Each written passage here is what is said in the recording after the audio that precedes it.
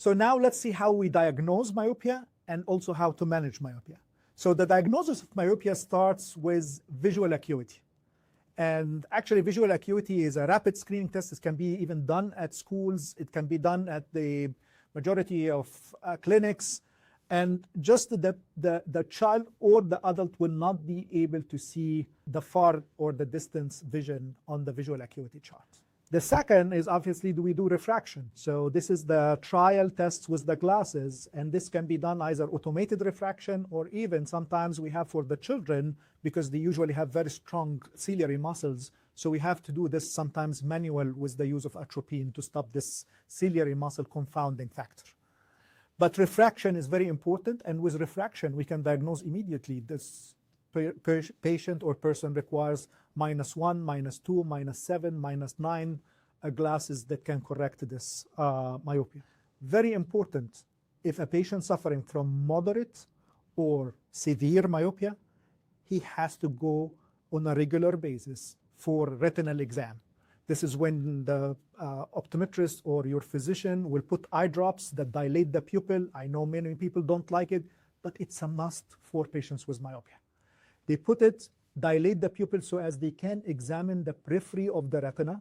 They can examine the macula, which is the central part, and they can look for the general health condition of the retina. And then obviously, as I mentioned, there are some also equipments that we can measure the anteroposterior diameter of the eye, or what we call the axial lens. It's basically from the anterior surface of the cornea to the macula, and we can measure it exactly in millimeter. And the other part that we can also do is we do topography for the cornea. So we see the cornea from the surface and how does it look like, whether it's irregular, whether it's a very steep cornea, which also can result into the progression or the myopia itself. Now, how we manage myopia. So the most common, we said it's the simple myopia. And thanks God for simple myopia, we have multiple options. The first option is glasses. So the glasses, basically, the glasses will have a prescription glass. And what does this mean, a prescription glass? That it will have what we call a biconcave lens. And the biconcave lens has the ability to divert the rays a little bit further. So if the rays are falling in front of the retina, they are able to divert it a little bit to become exactly falling on the retina. And obviously, the more the power, the more the progression of the myopia, the more the power we can add for the biconcave lens inside the prescription glasses. The second option is contact lenses, very similar concept. The contact lenses, just instead of wearing the glasses, you put it on the surface of the cornea, and actually it does exactly the same function.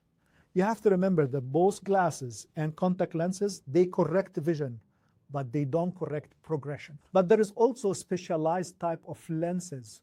We call it ortho-k or orthokeratology lenses.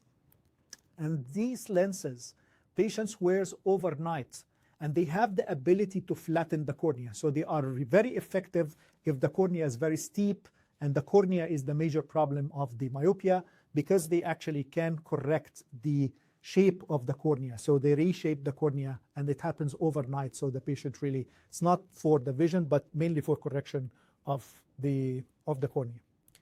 There's also low-dose atropine have been used. A lot of people use it sometimes still off-label. Some countries have approved it, some other countries did not approve it.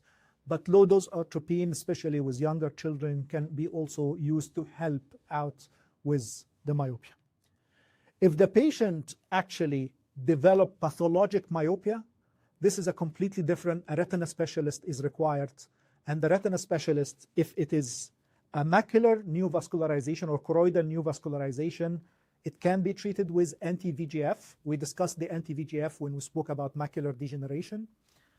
If a retinal detachment, it can be corrected by surgery. There is a specific surgery for retinal detachment that can be done, and the retinal detachment to reattach the retina again. And then actually, if there are some degeneration in the periphery of the retina that results in holes or things like this, this can be lasered. So also a lot of myopia patients can undergo some laser procedure to make sure that we are pinning the periphery of the retina, not to be when the eye is growing, does not stretch and being torn out. very important in all cases, regardless, simple, progressive, or pathologic. We need to increase the outdoor activity and decrease the screen time, especially for children and young adolescents population. Also very important for the adult patients, because the outdoor activity gives the eye the distance part of the muscle need to be actually activated, and the muscle need to be trained in order to see quite far, not only in screens and things near objects. And also we need to decrease the device time. Any screen time we can help with decreasing. Set up a time that should not exceed 2 hours or 1 hour per day. That's more than enough, especially again for children and young adolescents. I hope you got an idea about the myopia, the different types of myopia, symptoms, signs, how we diagnose, and also how we manage the different types of myopia. Next time, we're going to speak about presbyopia.